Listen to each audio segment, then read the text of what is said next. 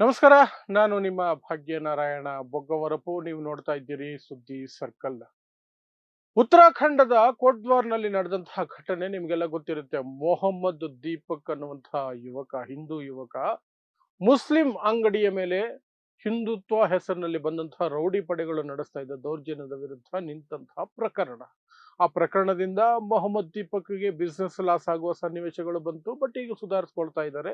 ಏನು ತೊಂದರೆ ಇಲ್ಲ. He is back on is fit. ಅದೇನು ತೊಂದರೆ ಇಲ್ಲ. ಆತ ಇಡೀ ದೇಶದಲ್ಲಿ ಒಂದು ಸಿಂಬಲ್ ಆಗಿ ನಿಂತ್ಕೊಂಡಿದ್ದಾರೆ. ಆತ ಮಾಡಿದ ಕೆಲಸ, ಈ ದೇಶದ ಸಂವಿಧಾನಬದ್ಧವಾದಂತಹ ಕರ್ತವ್ಯ ಏನಿದೆ ಒಂದು ಪ್ರಜೆದು, ನಾವೆಲ್ಲ ಅಣ್ಣ ತಮ್ಮಂದಿರೋ ಭ್ರಾತೃತ್ವ ನಮಗೆ ಮುಖ್ಯ ಅನ್ನೋದನ್ನ ತೋರಿಸ್ಕೊಟ್ಟಿದ್ದಾರೆ. ಸೊ ಅದರಿಂದ ಪ್ರೇರೇಪಣೆ ಪಡೆದಂತೆ ಒಂದೊಂದೇ ಘಟನೆಗಳು ಅಲ್ಲಲ್ಲಿ ದೇಶದಲ್ಲಿ ಆಗ್ತಾ ಇದೆ. ಮೊನ್ನೆ ಪ್ರೇಮಿಗಳ ದಿನ ಫೆಬ್ರವರಿ 14ನೇ ತಾರೀಕು ರಾಜಸ್ಥಾನದ ಜೈಪುರದ ಪಾರ್ಕಿಯೊಂದಕ್ಕೆ ಹೋದಂತಹ ಬಜರಂಗ ದಳದ ಗೂಂಡಾಗಳು ಪ್ರೇಮಿಗಳನ್ನ ತೊಂದರೆ ಕೊಡೋದಕ್ಕೆ ಶುರು ಮಾಡಿದ್ರು. ಆ ಸಂದರ್ಭದಲ್ಲಿ ಅಲ್ಲಿ ಜನ ತಿರುಗಿ ಬಿದ್ರು. ಪ್ರೇಮಿಗಳ ಹತ್ರ ID ಕಾರ್ಡ್ ಕೇಳ್ತಾ ಇದ್ರು ಈ ಗೂಂಡಾಗಳು. ಈ ಪಾನ್ ಪರಾಗ್ ಹಾಕೊಂಡು ಓಡಾಡೋ, ಗುಟ್ಕಾ ಅಗೀತಾ ಜಿಗಿತಾ, ಎಲ್ಲಂದ್ರೆ ಅಲ್ಲಿ ಉಗಿತಾ ಓಡಾಡುವಂತಹ ರೌಡಿಗಳು ಇವರು ಈ ದೇಶದ ಪ್ರಜೆಗಳನ್ನ ID ಕಾರ್ಡ್ ಕೇಳಕ್ ಬರ್ತಾರೆ. ಅದು ಕೈಯಲ್ಲಿ ದೊಣ್ಣೆ, ಕತ್ತಲ್ಲಿ ಕೇಸರಿ ಶಾಲು. ಕೇಳಿದ್ರೆ ನಾವು ಬಜರಂಗ ದಳದವರು ಅಂತ ನಾಚಿಕೆ ಆಗಬೇಕು ಹೇಳ್ಕೊಳಕ್ಕೆ. ಬಟ್ ಅದನ್ನ ಹೇಳ್ಕೊಳ್ತಾರೆ. ಬಂದು ಗುಂಡಾಗಿರಿ ಮಾಡ್ತಿದ್ರು. ಅಲ್ಲಿದ್ದಂತಹ ಜನ ಅವ್ರ ID ಕಾರ್ಡ್ ಕೇಳೋದಕ್ಕಿಂತ ಮೊದಲು ನೀನ್ ಯಾವನು, ನಿನ್ನ ID ಕಾರ್ಡ್ ತೋರಿಸು ಅಂತ ತಿರುಗಿ ಬಿದ್ರು. ಸರಿಯಾಗಿ ತಿರುಗಿ ಬಿದ್ರು. ನಿಮ್ಮ ID ಕಾರ್ಡ್ಗಳನ್ನು ತೋರಿಸು, ನಿನ್ನ ಹೆಸರೇನು, ನೀನ್ ಯಾರು, ನೀನ್ ಯಾಕೆ ಬಂದಿದೆ, ನೀನ್ ಯಾಕೆ ಕೇಳ್ತಿದ್ಯಾ, ನಿನ್ನ ID ತೋರಿಸು ಅಂತ ಜನ ತಿರುಗಿ ಬಿದ್ದಿದ ತಕ್ಷಣ ಬಾಲ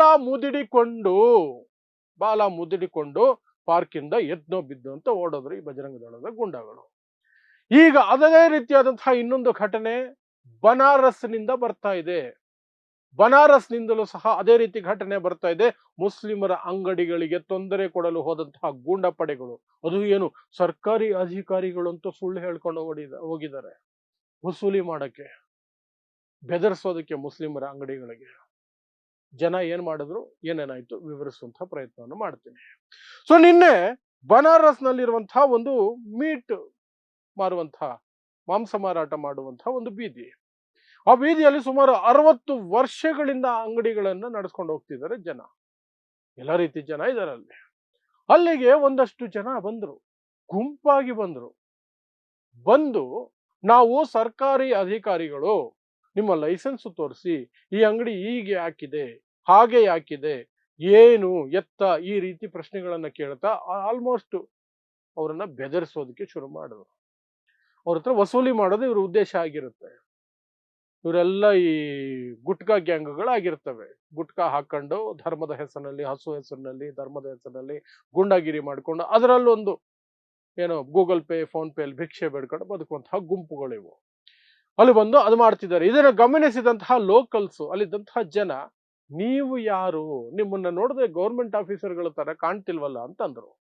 ಯಾಕೆಂದ್ರೆ ಇವರು ಗೊತ್ತಲ್ಲ, ಇವರು ಗೂಂಡಾಗಳು, ಕಾಣಿಸ್ತಾರೆ, ಎದ್ದು ಕಾಣಿಸ್ತಾರೆ, ಗುಟ್ಕಾ ಗಿರಾಕಿಗಳು ಎದ್ದು ಕಾಣ್ತವೆ ಇವೆಲ್ಲ ಸಂಘಿಗಳು. ಕೇಳಿದ್ದಾರೆ. ಅದಕ್ಕೆಲ್ಲ ನಾವು ಗೌರ್ಮೆಂಟ್ ಆಫೀಸರ್ಗಳು ಅಂತ ಜೋರಾಗಿ ಹೇಳಿದ್ದಾರೆ. ಜನ ID ಕಾರ್ಡ್ ತೋರಿಸ್ರು ಅಂತ ಕೇಳಿದ್ದಾರೆ. ಗೌರ್ಮೆಂಟ್ ಆಫೀಸಲ್ ತಾನೇ ನೀನು, ಅದಕ್ಕೊಂದು ID ಕಾರ್ಡ್ ಇರುತ್ತಲ್ವಾ, ID ಕಾರ್ಡ್ಗಳನ್ನ ತೋರಿಸಿ ಅಂತ.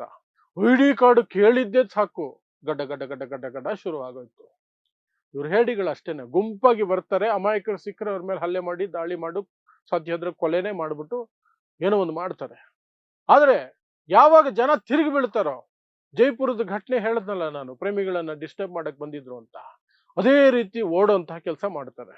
ಇಲ್ಲೂ ಅಷ್ಟೇ, ಯಾವಾಗ ID ಕಾರ್ಡ್ ಕೇಳೋದಕ್ಕೆ ಶುರು ಮಾಡಿದ್ರು, ತೊಡೆ ನಡುಗಿತ್ತು, ಬಾಯಿ ಒಣಗ್ತು, ಮಾತಿಲ್ಲ ಕತ್ತೆ ಇಲ್ಲ. ಅದು ಆಗಲ್ಲ, ಹೀಗಲ್ಲ ಹಾಗೆ, ID ಕಾರ್ಡ್ ತೋರಿಸ್ರು ಅಂತ ತಿರುಗಿ ಬಿದ್ರು, ಎದ್ನೋ ಬಿದ್ದು ಅಂತ ಓಡೋದಕ್ಕೆ ಶುರು ಮಾಡಿದ್ರು. ಅಲ್ಲಿಂದ ಪರಾರಿ. ಸೊ ಆ ಮೂಲಕ ಮೊಹಮ್ಮದ್ ದೀಪಕ್ ಆರಂಭಿಸಿರುವಂತಹ ಒಂದು ಅಭಿಯಾನದ ರೀತಿಯಲ್ಲಿ ಆರಂಭಿಸಿರುವಂತಹ ಒಂದು ಸತ್ಕಾರ್ಯ ಏನಿದೆ, ಅದು ಇಡೀ ದೇಶವನ್ನ ಆವರಿಸ್ತಾ ಇದೆ. ಆ ಮೂಲಕ ಈ ದೇಶದಲ್ಲಿ ಹಿಂದೂಗಳು ಮುಸ್ಲಿಮರ ವಿರುದ್ಧ ರೌಡಿಸಂ ಮಾಡುವವರನ್ನ ನೋಡ್ಕೊಂಡು ಸುಮ್ಮನೆ ಇರಲ್ಲ ಅನ್ನೋದಕ್ಕೆ ಒಂದೊಂದೇ ಕಡೆಯಿಂದಲೂ ಸಹ ಒಂದು ರೀತಿಯಾಗಿ ಉದಾಹರಣೆಗಳು ಬರ್ತಾ ಇದೆ. ಅದು ಹಿಂದೂಗಳ ಮೇಲೆ ದೌರ್ಜನ್ಯ ಮಾಡ್ತಿದ್ರು ಸರಿ, ಮುಸ್ಲಿಮರ ಮೇಲೆ ದೌರ್ಜನ್ಯ ಮಾಡ್ತಿದ್ರು ಸರಿ, ಈ ಸಂಘಿಗಳು ಬಜರಂಗ ದಳ, ಆ ದಳ, ಈ ದಳ, ಆ ಸಂಘ, ಈ ಸಂಘ, ಅನ್ರಿಜಿಸ್ಟರ್ಡ್ ಸಂಘ, ರಿಜಿಸ್ಟರ್ಡ್ ಸಂಘ, ಏನೇನೋ ಇದಾವಲ್ಲ ಗೂಂಡಾ ಪಡೆಗಳು. ಇವು ಯಾವುವು ಸಹ ಈ ರೀತಿ ಕೃತ್ಯಗಳಲ್ಲಿ ಭಾಗವಹಿಸಿದರೆ ನಾವು ನೋಡ್ಕೊಂಡು ಸುಮ್ಮನಿರಲ್ಲ ಅನ್ನೋ ಸಂದೇಶವನ್ನ ಪ್ರತಿ ಒಂದು ಕಡೆಯೂ ಸಹ ಈಗ ಒಂದೊಂದಾಗಿ ನೋಡ್ಕೊಂಡು ಬರ್ತಿದ್ದೀವಿ. ಇದರ ನಡುವೆ ಮೊಹಮ್ಮದ್ ದೀಪಕ್ ಬಗ್ಗೆ ಬರ್ತಿರುವಂತಹ ಅಪ್ಡೇಟ್ ಏನಂದ್ರೆ, ಆತನ ಜಿಮ್ ಅಲ್ಲಿ 150 ಜನ ಇದ್ರು.